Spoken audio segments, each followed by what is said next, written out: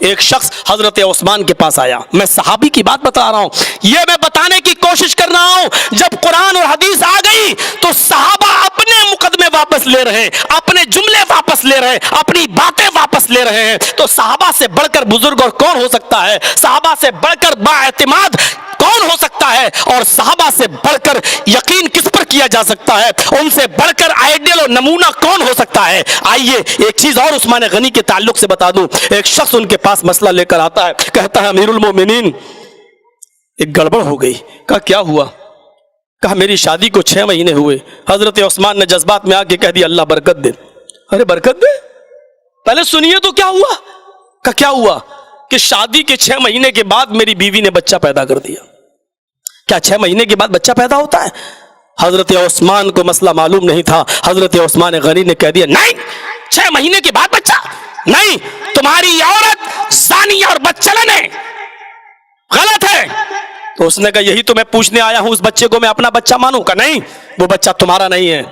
موقع کی نزاکت کو آپ سمجھ رہے ہوں گے, مسئلہ پوچھنے والا کیا پوچھنا چاہ رہا ہے یہ بات آپ کے ذہن میں ہوگی. میرے بھائیو, اس کا یہی مقصد تھا کہ شادی کے 9 مہینے کے بعد بچہ ہوتا ہے, لیکن میری بیوی نے 6 مہینے کے بعد بچہ, اس بچے کو میں اپنا مانوں یا نہ مانوں؟ یہ بچہ حلالی ہے یا ناجائز, اس کو میں کیا مانوں؟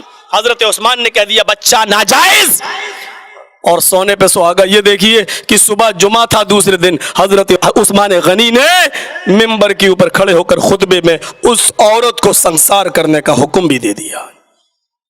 اس عورت کو لایا جائے اور سنسار کر دیا جائے اگلے جمعے کو, کیونکہ اس عورت نے غلط کیا ہے. حضرت عثمان غنی نے خطبے میں یہ کہا. خطبہ ختم ہوتے ہی حضرت علی نے کہا عثمان غنی سے امیر المومنین آپ نے غلط فیصلہ سنایا. حضرت عثمان نے کہا کیا 6 مہینے میں بھی بچہ پیدا ہو سکتا ہے؟ ہاں. حضرت علی نے دلیل دی کہ قرآن کہتا ہے, اور سنیے دلیل, بس اب آئی ہے پرچی ختم ہونے کی. میرے بھائیوں سنیے اس دلیل کو. حضرت علی نے کہا دودھ پلانے کی مدت قرآن بیان کر رہا ہے. کیا کہتا ہے؟ کہ عورت دودھ پلائے کتنے مہینے؟ حولین کاملین, مکمل 2 سال تک. والوالدات یرضعن اولادہن حولین کاملین, مائیں اپنے بچوں کو کتنا دودھ پلا سکتی ہیں؟ 2 سال. کہا امیر المومنین دودھ پلانے کی مدت کتنی ہے؟ کہا 2 سال. کہا قرآن میں دوسری جگہ آیا وفصالہ فی عامین, عورتیں اپنے بچوں کا دودھ چھڑائیں 2 سال میں. حضرت عثمان نے کہا بات تو ایک ہی ہے, چاہے چھڑائیں یا پلائیں, یعنی 2 سال سے زیادہ نہیں پلا سکتی. 2 سال سے پہلے چھڑا سکتی ہیں لیکن 2 سال سے زیادہ نہیں پلا سکتی. حضرت علی نے کہا یہی تو پوچھ رہا ہوں کہ 2 سال میں کتنے مہینے ہوتے ہیں؟ کہا 24. کہا 24 مہینے دودھ پلانے کی ہوئے؟ کہا ہاں. کہا میں تو بچے کی عدت پوچھ رہا ہوں, بچے کی مدت, حمل کی مدت بتاؤ آپ, 6 مہینے کہاں ہے؟ حضرت علی نے کہا اب بتلا رہا ہوں. جب دودھ پلانے کی مدت جب 2 سال یعنی 24 مہینے, تو اللہ نے قرآن میں تیسری جگہ فرمایا ہے وَحَمْلُهُ وَفِصَالُهُ 30 شَهْرًا, حمل کی مدت اور دودھ چھڑانے کی مدت, دونوں مدتوں کو جوڑ کے کہا کہ 30 مہینے. کتنا؟ 30 مہینے. حمل کا بھی لفظ آ گیا اور دودھ چھڑانے کا. حمل کی اور دودھ چھڑانے کی مدت کتنی ہے؟ 30 مہینے. 30 مہینے میں 24 مہینے دودھ پلانے کے الگ کر دیجئے, تو 30 میں سے جب 24 کو آپ مائنس کریں گے تو کتنے بچے؟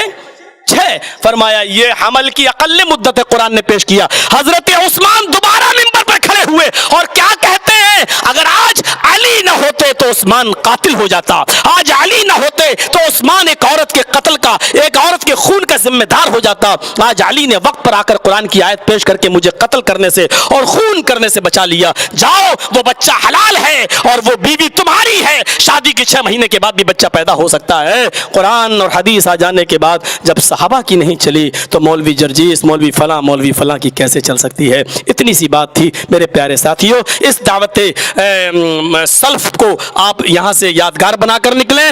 اللہ سے دعا کرتا ہوں کہ بار الہ ہم تمام لوگوں کو دعوت سلف کو زندہ کرنے کی توفیق عطا فرمائے, کتاب و سنت سے محبت کرنے کی توفیق عطا فرمائے, اور جب تک زندہ رکھے اسلام پر زندہ رکھے, اور جب خاتمہ ہو تو ایمان پر ہمارا خاتمہ فرمائے. وما علینا الا البلاغ المبین, وآخر دعوانا الحمد للہ رب العالمین. السلام علیکم ورحمۃ اللہ وبرکاتہ.